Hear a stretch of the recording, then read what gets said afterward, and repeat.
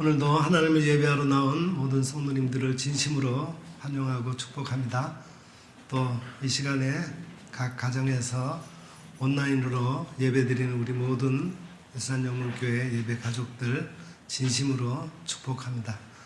함께 예배드리게 된 우리 모든 성도들 서로 인사 나누고 예배 시작하도록 하겠습니다.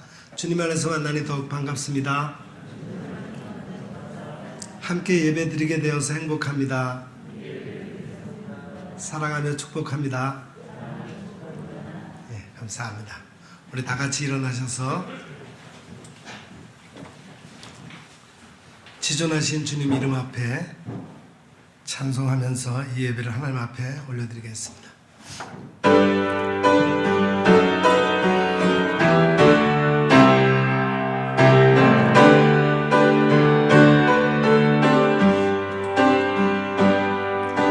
지존하신 주님 이름 앞에 모든 무릎 꿇고 다 경배해 거룩하신 주님 보좌 앞에 엎드려 절하세.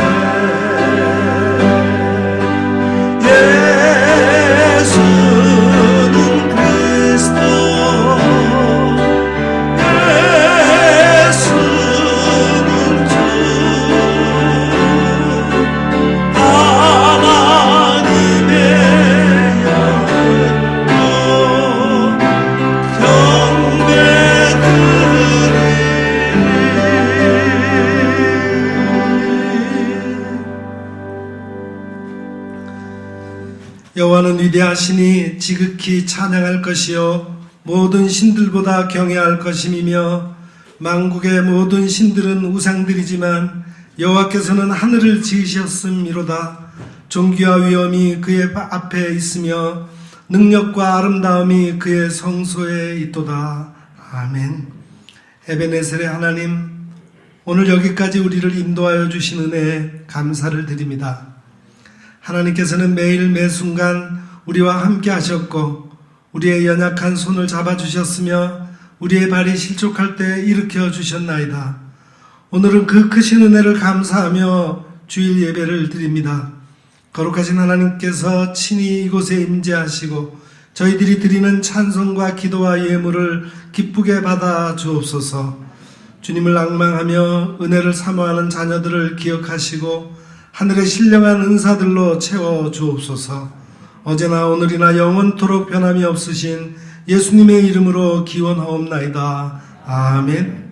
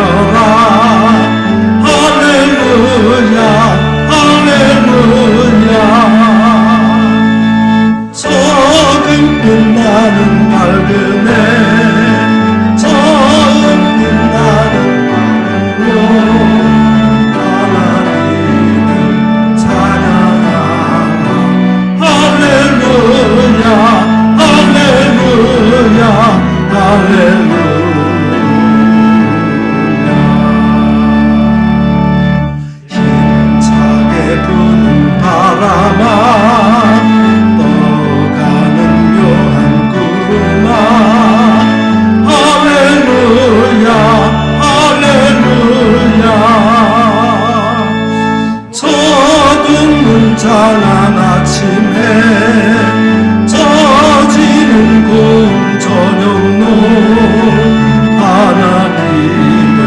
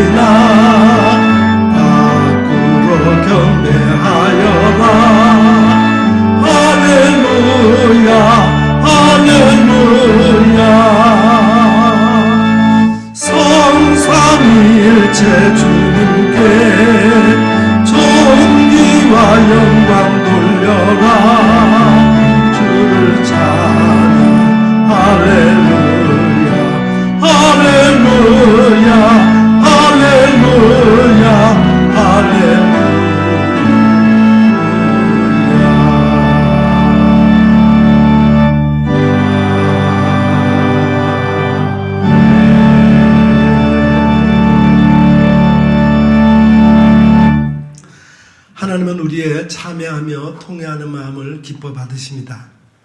이 시간 지난 한 주간의 삶을 되돌아보며 우리의 죄와 허물을 주님 앞에 솔직히 고백하는 시간을 갖겠습니다. 자비하신 하나님, 죄인을 용서하시기 위해 독생자를 보내신 성부의 사랑과 십자가를 지신 성자의 사랑을 의지하여 회개합니다. 하나님께서는 마음에 통회하는 자를 멸시하지 않으신다 하셨으나 회개하는 우리를 긍휼히 여겨 주옵소서. 저희들은 지난 한 주간도 주님께서 베풀어 주신 은혜를 잊어버리고 구별된 하나님의 자녀로서 합당하지 못한 삶을 살았습니다. 곧 모든 불의와 추악, 탐욕, 시기, 살인, 분쟁을 마음에 품었으며 행동으로는 능욕하는 자요, 교만한 자요, 자랑하는 자요, 악을 도모하는 자요, 부모를 거역하는 우매한 자로 살았습니다. 이 같은 일을 행하면 사형에 해당한다고 하시는 하나님의 말씀을 알고 있으면서도 우리의 완악한 마음은 죄악의 자리를 떠나기 싫어했습니다. 오 주여, 이 모든 죄와 허물을 용서해 주옵소서. 예수님 이름으로 이 고백의 기도를 드리오며 이제는 하나님과 나만이 알고 있는 은밀한 죄악을 내어놓고 침묵으로 이 기도를 계속 드립니다.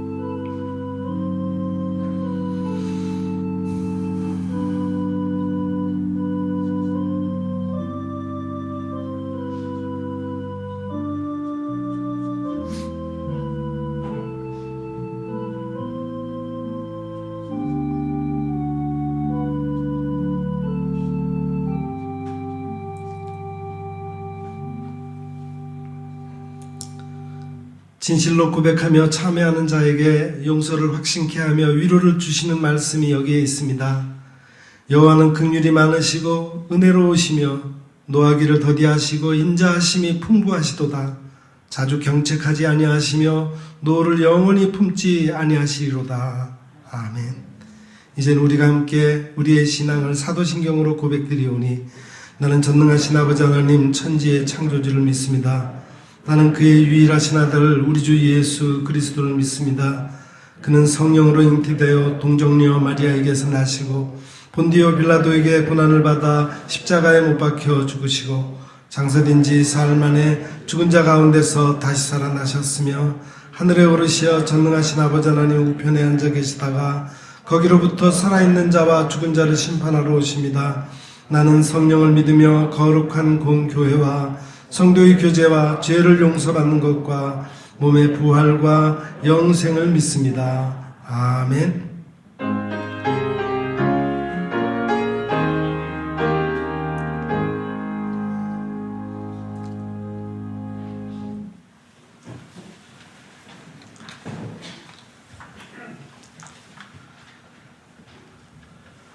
여호와여, 주의 백성에게 베푸시는 은혜로 나를 기억하시며 내가 주의 택하신 자가 형통함을 보고 주의 나라의 기쁨을 나누어 가지게 하사 우리가 우리의 조상들처럼 범죄하여 우리의 조상들이 애굽에 있을 때 주의 기이한 일들을 깨닫지 못하며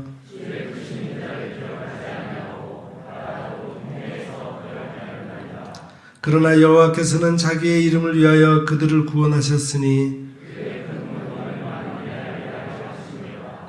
이에 홍해를 꾸짖으시니 곧 마르니 그들을 인도하여 바다 건너가기를 마치 광야를 지나감 같게 하사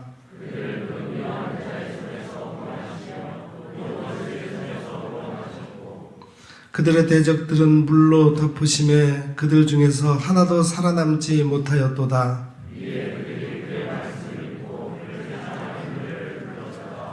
아멘.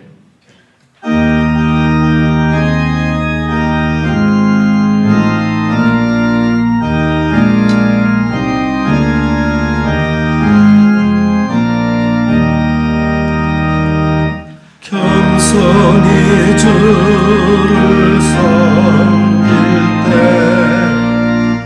애로우니 많으나 그 주여 내게 힘주사 날 감당하게 하소서. 인자한 나를 가지고 사랑을 강화시키며 갈 길을 잃은 우리를 잘 인도하게 하소서. 인자의 귀한 인내를 깨달게 하시고 굳건한 믿음 주셔서 승리하게 하소서. 장래의 영광 비추사 소망이 되게 하시며 우주와 함께 살면서 참 평강 얻게 하소서.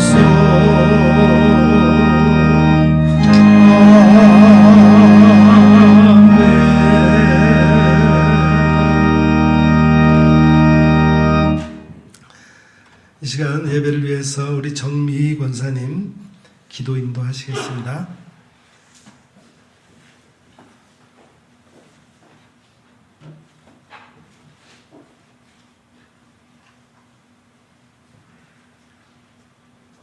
사랑의 하나님 아버지, 아름답고 풍성한 계절을 허락하여 주시니 감사와 찬송을 올려드립니다. 태풍과 코로나의 어려움 속에도 가족과 명절을 잘 보낼 수 있도록 지켜주시니 감사를 드립니다. 오늘은 거룩한 주일 하나님 전에 나와 예배를 드리게 하시니 또한 감사를 드립니다.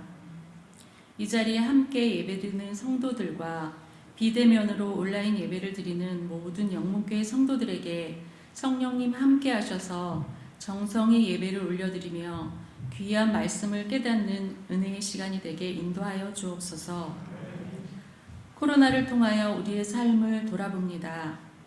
바쁘고 분주했던 일상을 내려놓고 내 생각, 내 방법대로 살아왔던 모든 것을 돌아보며 회개합니다. 고통과 아픔의 시간을 통해 하나님 앞에 나아가 하나님의 뜻을 구하고 나라와 이 땅의 교회를 위해 어려운 이웃을 위해 간절히 기도하는 시간이 될 수 있도록 성령님 인도하여 주시옵소서. 먹고 마시는 세상의 삶이 아니라 먼저 그 나라와 의를 구하는 거룩한 백성으로 회복시켜 주시옵소서. 우리 교회를 위해 기도합니다. 코로나로 어려운 사업장들을 지켜주시고 몸이 불편한 교우들 치유와 회복을 허락하시고 군 복무 중인 자녀들을 안전과 건강으로 지켜주시옵소서. 고3 수험생들에게 지혜와 명철을 부어주시고 그동안 준비한 것들 좋은 결과로 영광 돌리게 하소서. 다음 세대 교회학교를 위해 기도합니다. 교육자분들과 교사들에게 성령 충만을 부어주시고 우리의 다음 세대가 다니엘처럼 하나님 안에서 뜻을 정하고 요셉처럼 꿈을 꾸며 이 시대의 각 영역에서 세상을 변화시키는 용사들로 잘 성장할 수 있도록 인도하여 주시옵소서. 나라를 위해 기도합니다. 위종자들에게 하나님을 두려워하는 마음을 주시고 부정과 부패, 거짓 비방을 멈추고 서로 신뢰하며 정의와 정직으로 올바른 정치 문화가 회복될 수 있도록 인도하여 주시옵소서. 선교사님들 선교지에서 안전과 건강을 지켜주시고 가정에 물질의 어려움이 없도록 인도하여 주시옵소서. 눈물과 기도로 섬겼던 곳에서 꽃이 피고 열매 맺는 사역지가 되게 하여 주시옵소서. 오늘도 말씀을 전하시는 목사님께 성령 충만으로 기름 부어주시고 은혜의 말씀을 선포하실 때 모든 성도가 아멘으로 화답하는 결단의 시간이 될 수 있도록 인도하여 주시옵소서. 귀하신 예수님의 이름으로 기도드립니다. 아멘.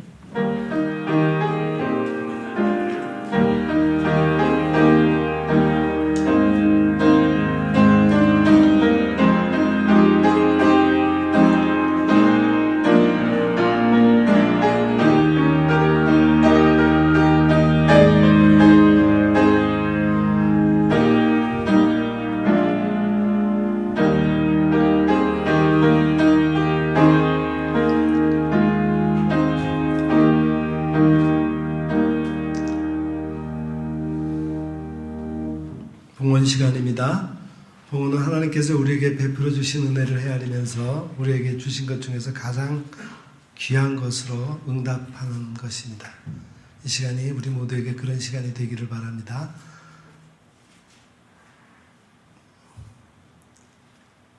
우리 봉헌송 찬송 50장 우리 함께 부르면서 봉헌하겠습니다.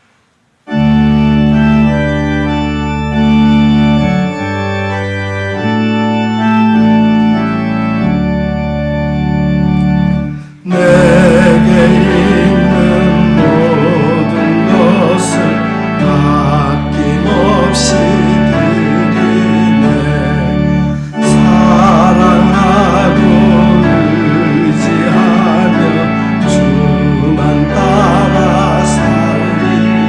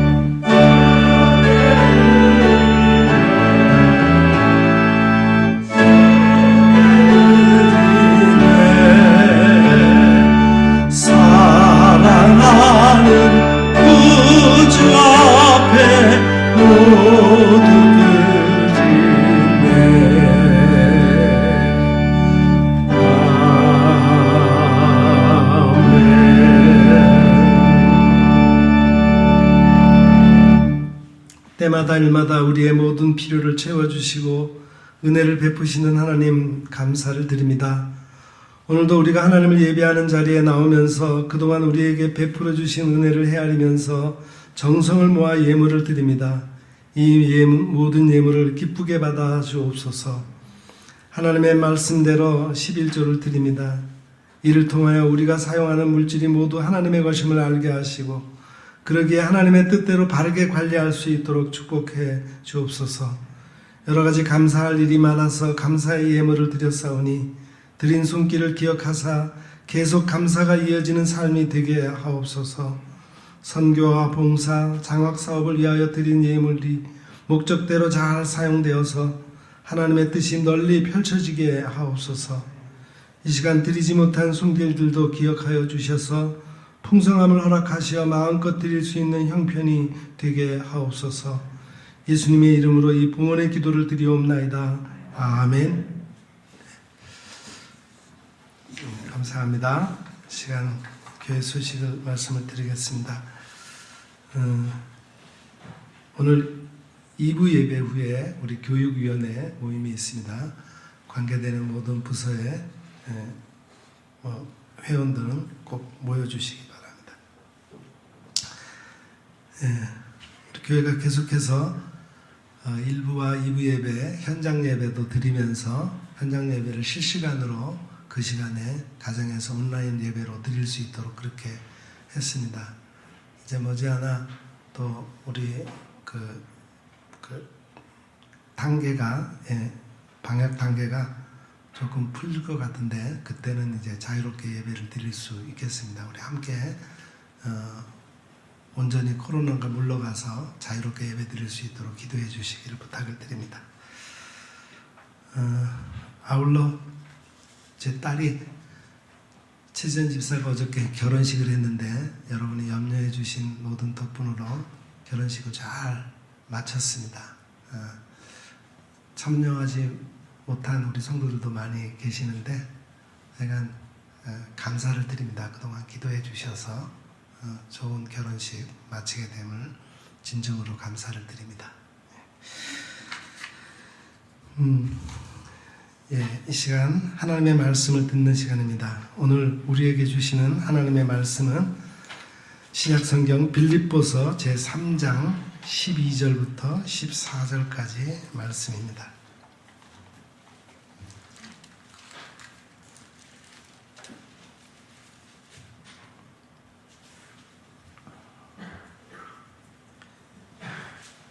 제가 봉독해 드리겠습니다. 내가 이미 얻었다 함도 아니요 온전히 이루었다 함도 아니라 오직 내가 그리스도 예수께 잡힌 바 된 그것을 잡으려고 달려가노라. 형제들아 나는 아직 내가 잡은 줄로 여기지 아니하고 오직 한 일 즉 뒤에 있는 것은 잊어버리고 앞에 있는 것을 잡으려고 표대를 향하여 그리스도 예수 안에서 하나님이 위에서 부르신 부름의 상을 위하여 달려가노라. 아멘.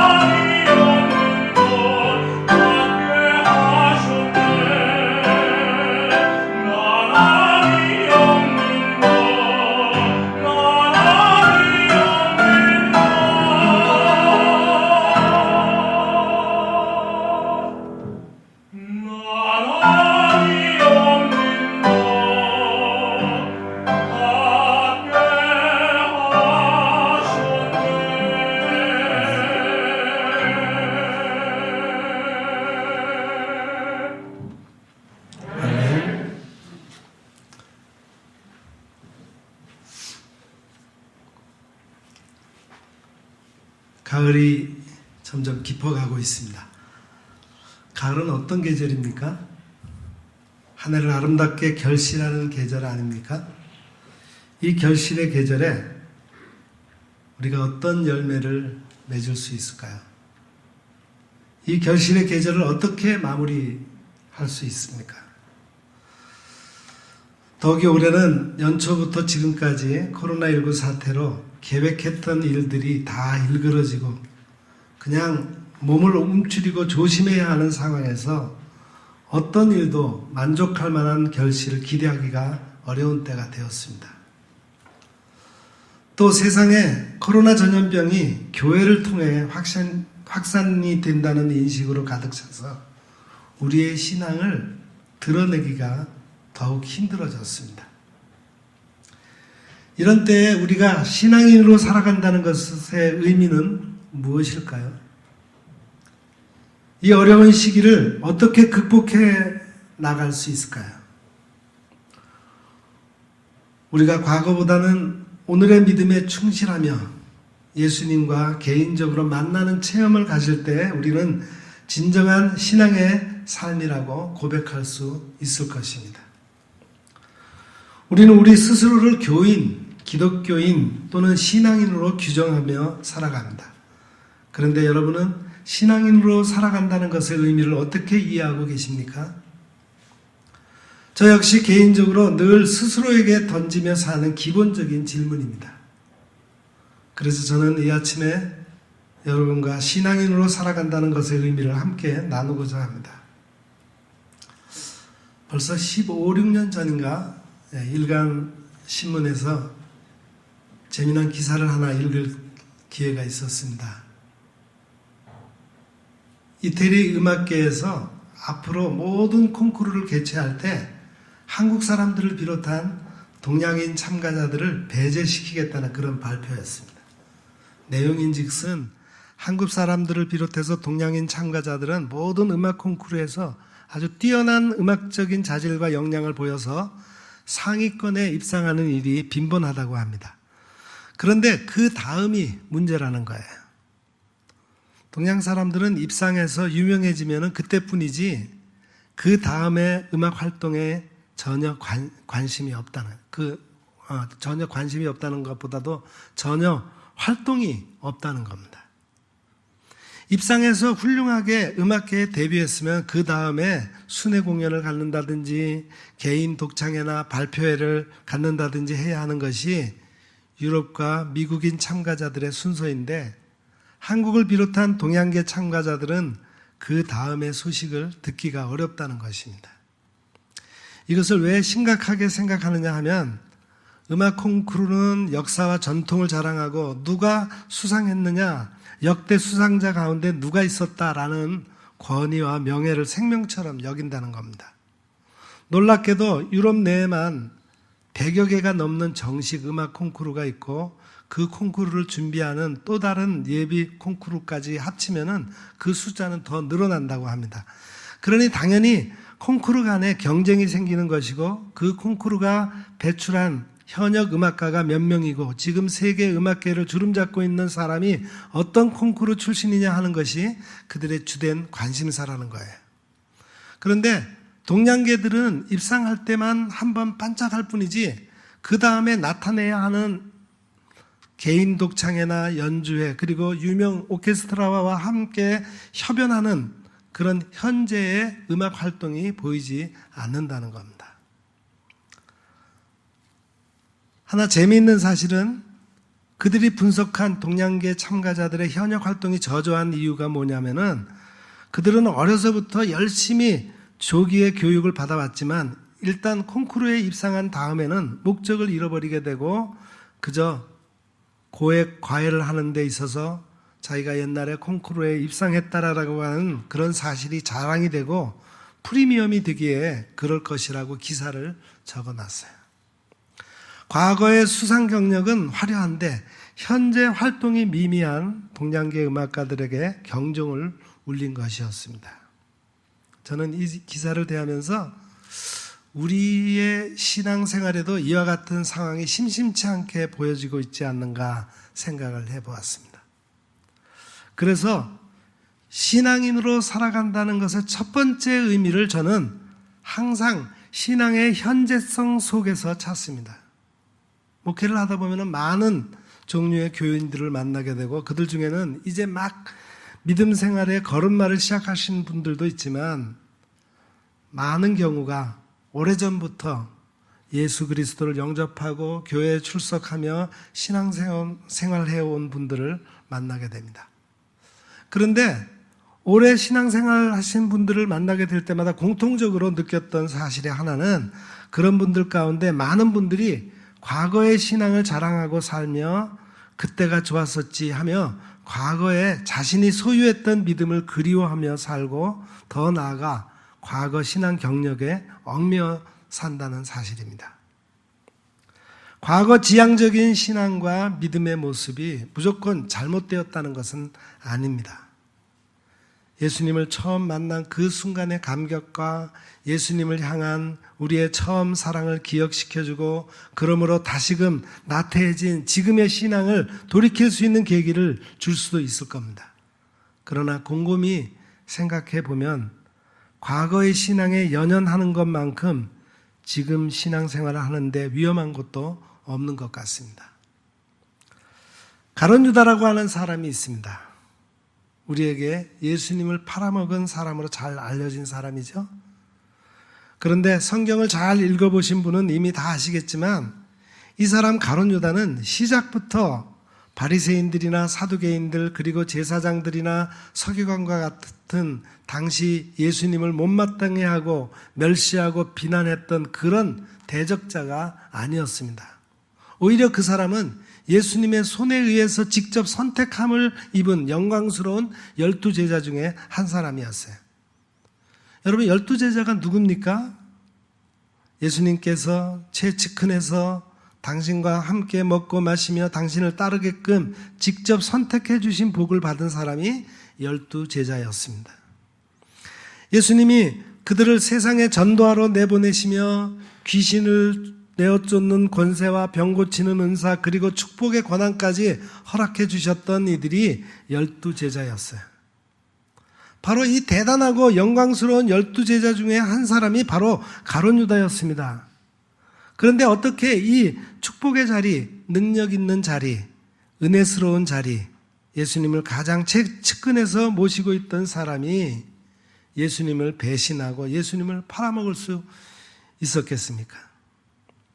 저는 가룟 유다가 그렇게 된 이유는 그가 신앙생활을 하는데 매일매일의 철저한 갱신과 새로워짐이 없었기 때문이라고 믿고 있습니다. 한마디로 가룟 유다는 예수님에 대한 과거 믿음은 훌륭했지만 현재 믿음이 무너졌기 때문에 그럴 수 있었던 겁니다. 그가 처음 예수님의 부름에 응답해 12제자라고 하는 영광스러운 자리에 있었을 때 그는 아마 모르긴 몰라도 모든 일에 열심이었을 것입니다. 예수님의 말씀에 귀를 기울일 때도 다른 제자들보다 앞자리에서 듣고자 했을 것이고 예수님과 더불어 기도에 전념하는 삶을 살고자 했을 것이고 예수님이 머무실 장소를 섭외하거나 식사하실 집을 정하는데도 누구보다도 센스 있게 계획했고 추진력 있게 일했을 것입니다. 그러나 그는 과거에만 만족했던 사람이었습니다.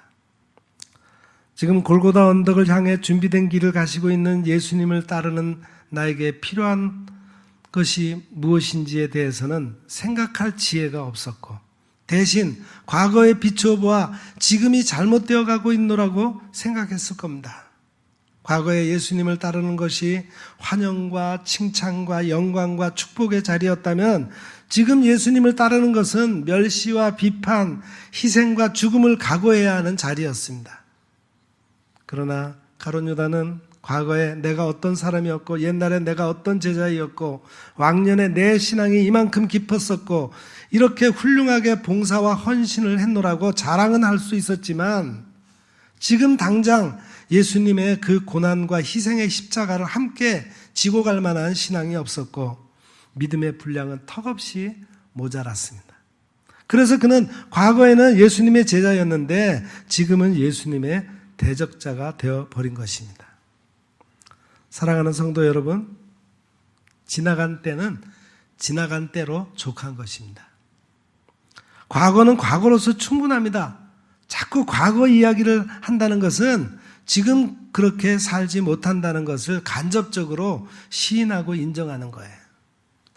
하나님께서 우리에게 원하시는 것은 오늘 그리고 매일매일 그분 앞에서 두렵고 떨리는 마음으로 우리의 구원을 이루며 살아가느냐일 겁니다. 지금 당장 오늘을 살아가는 우리에게는 하나님 앞에서의 우리의 굳센 믿음과 건강하고 성숙한 신앙이 필요할 뿐이지 과거의 믿음과 지난날의 사역이 아닐 것입니다. 과거가 중요하다면 현재는 더욱 중요합니다. 과거에 아무리 좋은 은사와 복된 은사를 누렸더라도 지금 내가 그것들을 유지하지 못하고 더욱 발전시키지 못하고 더욱 깊이 있게 성숙시키지 못한다면 우리는 가룟 유다처럼 예수님을 대적하고 예수님을 팔 수 있는 자리에 서 있는지도 모릅니다. 가룟 유다처럼 과거에는 예수님의 제자로 살았었는데 지금은 예수님의 영광을 가리는 자의 모습으로 전락될 수도 있는 것이 우리의 약한 신앙의 모습일 것입니다. 과거에 좋았었더라면 그 일을 오늘 더욱 열심히 감당해야 올바른 신앙일 것입니다. 신앙인의 삶은 결단코 현재 진행형입니다. 내가 지금 어떻게 살아가고 있고 어떤 모습으로 신앙생활을 하고 있느냐? 그것이 하나님 앞에 선 우리에게 있어서 중요한 것일 뿐입니다. 극단적으로 말하자면 아무리 성자로서 과거의 삶을 살았을지라도 지금 그렇지 못한 사람과 과거에는 어둠의 자식으로 살았을지라도 회개하고 새로운 삶으로 살아가는 사람이 있다면 하나님이 어떤 일을 더 기뻐하시겠습니까? 가룟 유다는 제자였었지만 천국에 가지 못한 데 반해 예수님의 십자가 옆에 같이 매달렸던 한 강도는 강도로 살아왔었지만 예수님과 함께 낙원에 있을 수 있음을 기억해야 합니다. 그래서 오늘 본문은 우리에게 형제들아, 나는 아직 내가 잡은 줄로 여기지 아니하고 오직 한 일, 즉 뒤에 있는 것은 잊어버리고 앞에 있는 것을 잡으려고 푯대를 향하여 그리스도 예수 안에서 하나님이 위에서 부르신 부름의 상을 위하여 쫓아가노라. 이렇게 하며 우리 신앙인들에게 중요한 것은 어제나 과거가 아니라 바로 지금이고 바로 오늘임을 강조하고 있는 것입니다. 과거를 잊고 신앙생활 하십시다. 또 과거를 묻지 말고 신앙생활 하십시다. 오늘 믿음 생활에 더욱 충실해지고 바로 지금 이 순간들을 놓치지 말고 예수님과 동행하십시다.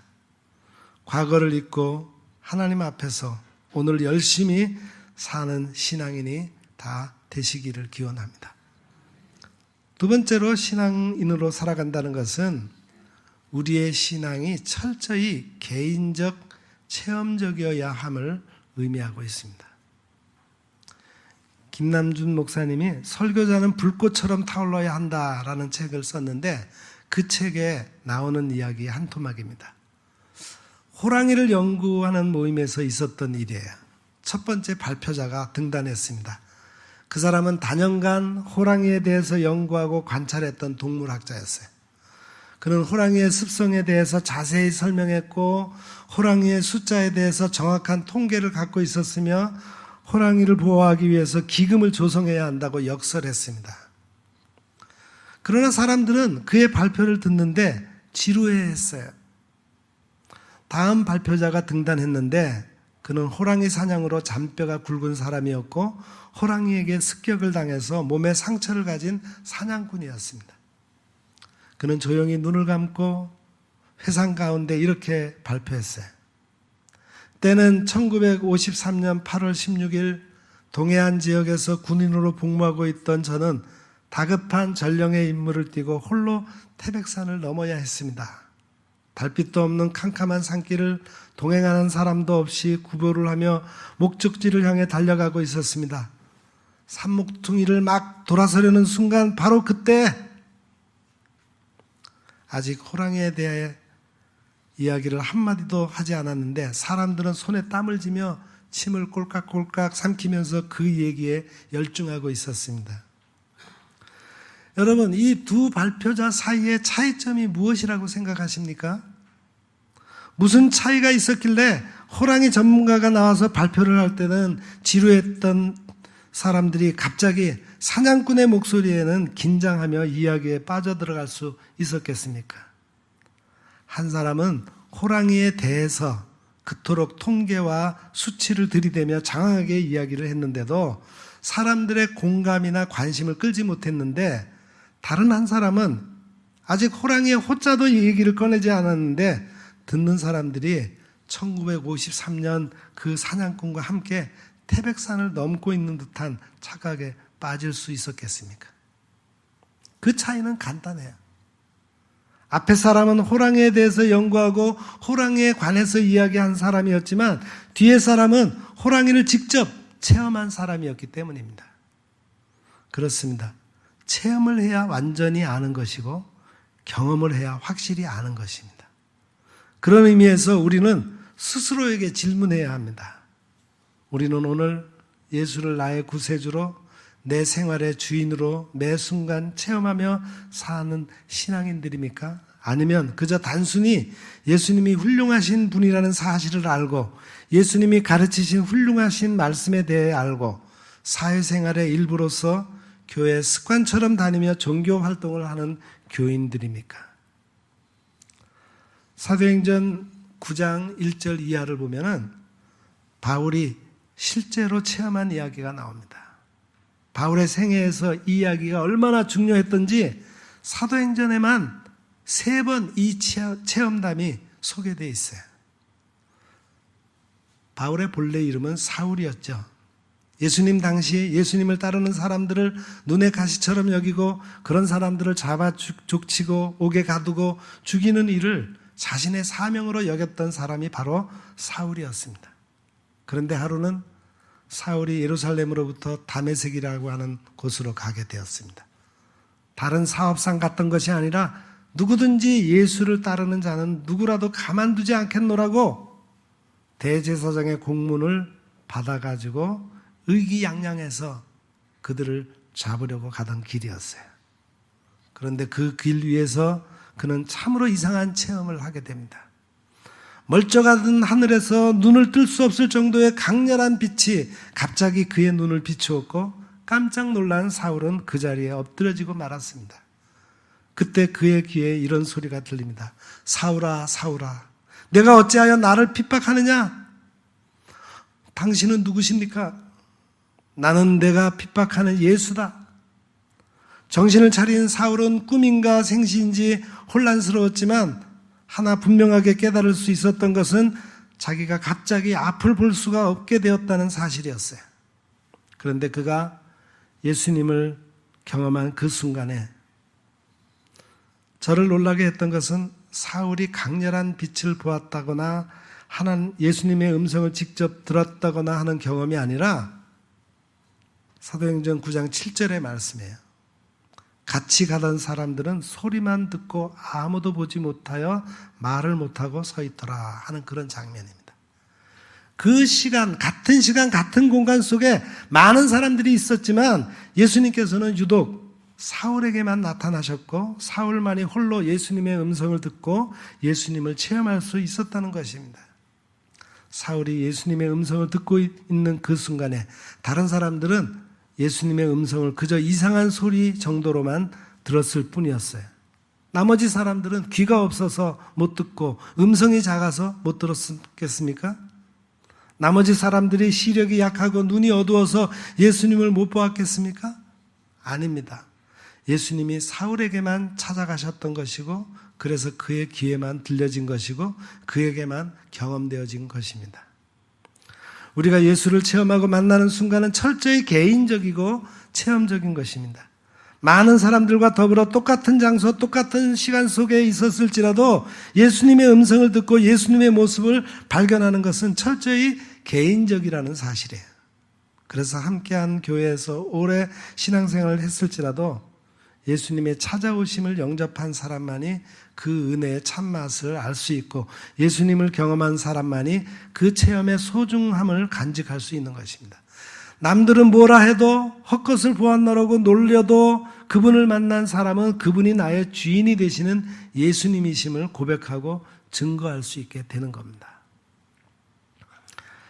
1994년 교회에 허름한 농가를 사서 살인 공장을 차려놓고 돈 많은 부자들만 골라서 납치해 술을 먹인 후 비닐로 싸서 질식해 죽이고 그것도 모자라서 시체를 절단하고 아궁이에 소각해온 온 나라를 공포에 떨게 했던 지존파 사건의 주범 가운데 김현양이라고 하는 사람이 있습니다. 이 사람을 교화하고 전도해서 예수 그리스도를 체험하게 만든 오네시모 선교회의 박상구 목사님의 간증입니다. 처음에는 눈에 살기가 등등해 말을 들으려 하지 않았던 김현양 씨가 결국은 예수 그리스도를 영접한 후 사형장의 이슬로 사라지기 전에 한 유언의 내용이 이렇습니다. 하나님 앞에 참여합니다. 저 같은 사람도 예수 그리스도를 믿음으로 구원받는다는 이 신비를 온 천하에 전하고 싶습니다. 하늘나라에 갈 것을 저는 확신합니다. 그곳에서 여러분을 다시 만나고 싶습니다. 찬송가 305장 나 같은 죄인 살리신 것과 또 493장 하늘 가는 밝은 길이를 부르면서 그 사람은 하나님의 품에 안겼습니다. 그는 예수를 교도소 안에서 체험하고 난 후 사형 집행일을 기다리며 매일 규칙적으로 찬송을 7곡 이상씩 불렀고 10구절 이상의 성경을 기록하며 암송했다고 합니다. 그리고 그가 수감되어 있는 동안 전도한 사람이 무려 200여 명에 이르렀다고 해요. 박 목사님에 의하면은 예수를 체험하고 난 후 그는 살인 공장이었던 자신의 이전 인생을 바꾸어서 은혜 공장, 말씀 공장, 찬송 공장, 기도 공장, 전도 공장을 운영하다가 부름을 받고 하나님 나라에 갔다고 합니다. 우리는 오늘 예수를 체험하며 신앙생활하고 있습니까? 사울처럼 예수를 알기 전의 모습과 알고 난 후의 모습 속에서 변화가 있습니까? 예수님을 체험하고 난 후에 우리의 삶 가운데도 바뀌어진 것이 있습니까? 아니, 바뀌어진 정도에서 그치는 것이 아니라 완전히 통째로 180도 거꾸로 변화된 것이 있습니까? 예수님을 체험한 후에 우리의 삶과 우리의 언행심사에 바뀌어짐과 변화됨이 없다면 그것은 많이 잘못된 것입니다. 왜냐하면 예수님께서는 당신을 체험한 사람을 예전 모습 그대로 두시기를 원치 않으시기 때문입니다. 예수님께서는 우리가 당신을 체험한 후에 우리가 이전에 살아왔던 삶과는 달라지기를 원하시고, 달라지는 선에서 그치는 것이 아니라 전혀 새로운 사람, 전혀 정반대의 인격으로 거듭나기를 바라고 새로운 인생으로 살아가기를 바라시고 예수의 이름을 위해 희생하고 손해를 보며 살아가기를 바라십니다. 우리가 예수를 체험했다면 우리의 삶에 분명한 변화와 바뀜이 있어야 합니다. 남들에게 보이고 싶지 않아 감추어도 어쩔 수 없이 드러날 수밖에 없는 그런 기쁨과 감사가 우리 삶에 보여지게 됩니다. 굳이 드러내놓지 않아도 은은하게 풍겨나는 그리스도의 향기가 우리의 삶 가운데 가득 차게 될 것입니다. 우리가 예수를 체험했을 때 아무리 하고 싶은 것이 있더라도 하나님의 영광을 가리게 되면 하지 않게 되는 것이고, 아무리 하기 싫은 일이라 할지라도 예수님이 좋아하신다면 기꺼이 기쁨으로 그 일을 자진해서 감당할 수 있게 되는 것이 예수를 체험한 다음에 우리에게 나타나는 증상입니다. 그래서 사도 바울은 예수 그리스도를 만난 후 전혀 다른 사람이 되어버렸습니다. 전에는 예수 믿는 자들을 잡아 죽이는 것이 그의 삶의 목표요, 그의 인생의 의미요, 기쁨이었지만 이제는 예수 그리스도를 전하기 위해 세상 어느 곳에든지 복음을 들고 나가는 전도자가 되었고, 예수 그리스도의 이름을 위해서라면 기꺼이 욕먹고 매맞고 옥에 갇힐 각오를 할 수 있게 되었고, 예수 그리스도의 영광을 위해서라면 기쁜 마음으로 자기 몸 어떻게 되는 것쯤은 초월할 수 있는 사람으로 바뀌어진 것입니다. 여러분은 지금껏 신앙생활을 해오며 예수님을 체험한 적이 있습니까? 예수님을 개인적으로 만난 경험이 있습니까? 우리가 진정한 신앙인이 되고자 한다면 당연히 우리의 목표는 예수를 체험하는 것이 되어야 할 것입니다. 예수를 만나고 예수님을 체험하고 경험하는 것이 우리 인생 최대의 목표와 기쁨, 가치와 의미가 되어야 할 것입니다. 우리 일산영문교회 교우 모두가 각자의 심령 속에서, 각자의 가정 속에서, 각 개인이 속한 직장과 일터에서 기꺼이 예수님을 체험하시기를 주님의 이름으로 축원합니다. 과거의 신앙에 연연하지 않으며 우리의 오늘의 삶 가운데 예수 체험이 넘쳐나는 우리 교회와 성도가 되기를 간절히 바랍니다. 그래서 현재 우리에게 불어오는 신앙의 시련 속에서도 굴하지 아니하고 체험으로 얻은 예수님을 만난 가치를 최고로 여기며 표대를 향하여 그리스도 예수 안에서 하나님이 위에서 부르신 부름의 상을 위하여 끝까지 달려가는 성도가 되시기를 기원합니다. 기도하겠습니다. 하나님 아버지, 이 가을에 우리가 주님을 깊이 만나는 체험이 있게 하옵소서. 그리고 아무리 우리를 향해 세상이 비방하고 조롱해도 우리의 신앙적 가치가 흔들리지 않게 하시고 신앙의 현재성을 유지하여 더욱 변화하고 향상하는 신앙을 드러내게 하옵소서. 예수님의 이름으로 간절히 기도드립니다. 아멘.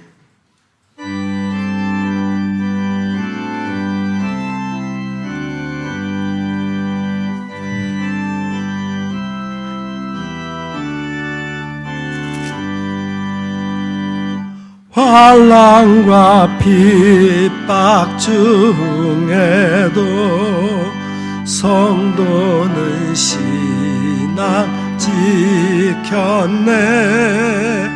이 신앙 생각할 때에 기쁨이 충만하도다. 성도의 신앙 따라서 죽도록 충성하겠네. 옥중에 매인 성도나 양심을 잡고 우리도 고난 받으며 죽어도 영광되도다. 성도의 신앙 따라서 죽도록 충성하겠네. 성도의 신앙 본받아 원수도 사랑하겠네. 인자한 언어 행실로 이 신앙 전하리라. 성도의 신앙 따라서 죽도록 충성하겠네.